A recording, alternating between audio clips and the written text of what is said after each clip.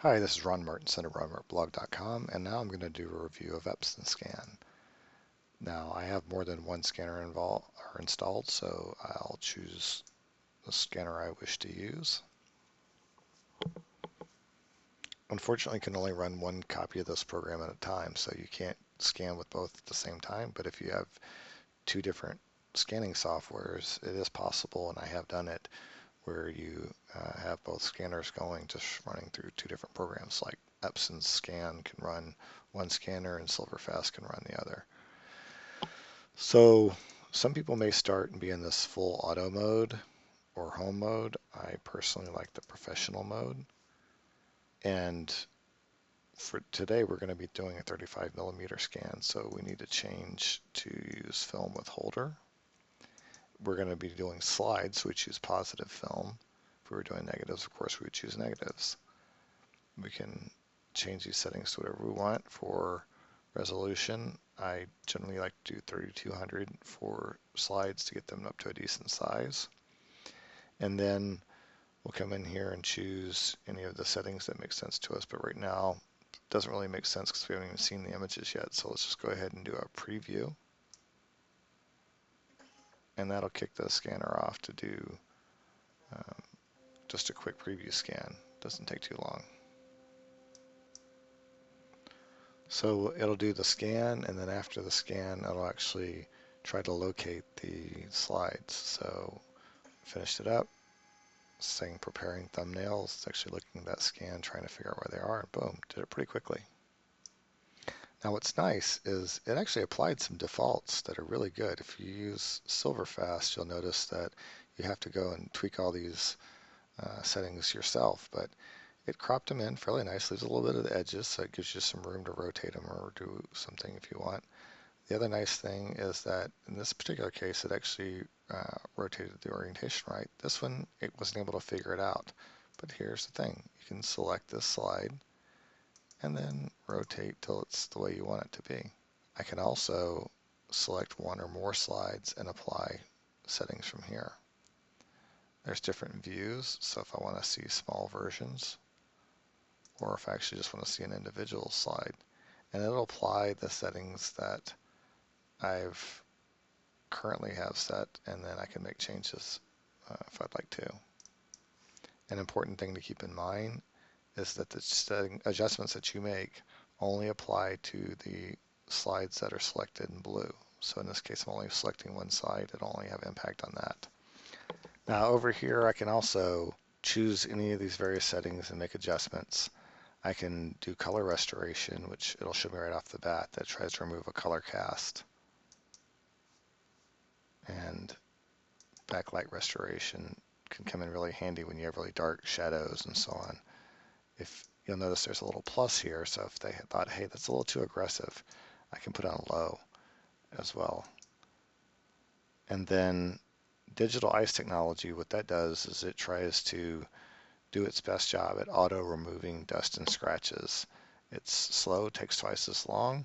If I do the quality, speed is a little faster. The results really aren't worth it for speed, so if you're going to do this, do quality. And I actually do find that it does a reasonably good job. Some people argue that it doesn't, and of course you can certainly go remove these dusts and scratches using Photoshop, so it's kind of a personal choice, but in my testing I actually did see there was an improved quality scan without me doing anything else with digital ice technology. So I'll turn that on. Now you'll notice that if I go to the next slide, those settings weren't retained because I was applying it just to that particular slide. So I can make individual settings and changes here. So we can say color restoration. And I'm not really a fan of how it does these. Actually, I find that its defaults are most satisfying for me, but again, it's personal preference. And then again, I can choose maybe some images. There's not much dust or anything like that, and I'll decide, I'll just leave the digital ice off. That's the cool thing, is you can apply it to just whichever ones you want. You can also come in here and say, you know what, I want to select all and do the same thing to everything. Now you notice that because I have different choices here, there's going to be, you know, some adjustments that of how does it reflect that. So it just kind of shows you this weird state. If I wanted all of them to use digital ice, when I click that now, they're all going to use digital ice. So if I came in and just selected a single slide, like let's say this guy here, you'll see it's using digital ice now. And so it's remembering all of these settings. And the cool thing about the 850 is that the default colors and everything that it does is pretty good. It's actually pretty accurate.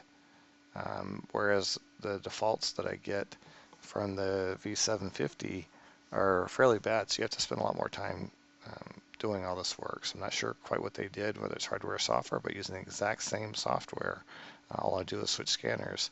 I get a lot better results, like auto results, with the 850. So now if I hit scan, it's only going to scan this one slide because I only have one slide selected. So generally what I'll do is I'll go ahead and batch them together, because I can come in, tweak everything I want, and then just go ahead and scan.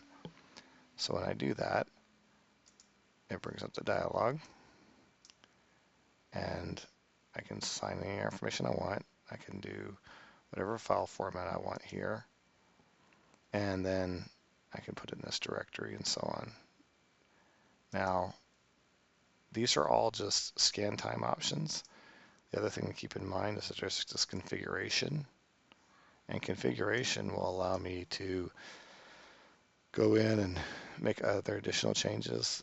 Thumbnail cropping area, we can make it large and small. Generally found that actually small does the best results for me. And then I can make color changes for this auto exposure that it does, or I can actually use some ICC profiles if I've calibrated my scanner. And this correct document skew, it works for some settings. In this particular case, it won't work, so I'm going to just go ahead and turn that off so I don't get the warning. And then this here also determines the quality of that preview. You notice we did that one-to-one, or 100%, not really 100%, but that larger screen preview, the quality is really poor. If I check that, it'll give me a much better preview image.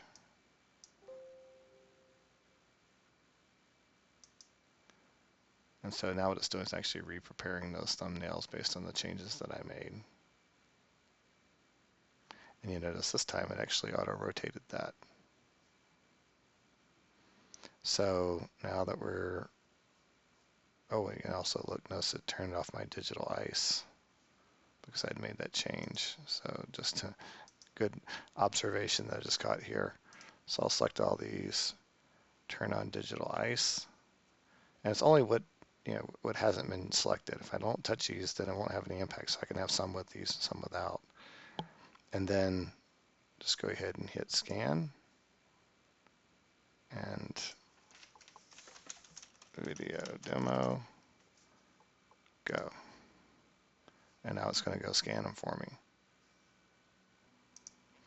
Now when it first does the scan, this time remaining is fairly inaccurate. As you do more scans, then it'll start to try to give you a better estimate. So don't freak out when you see that at first. But it does take some time. Generally speaking, it's about 4.5 minutes per scan. And so I'm going to go ahead and end the video now and talk more about it on my blog. So thanks a lot. Join me again at ronmarkblog.com for more info and my full review. Thank you. Bye.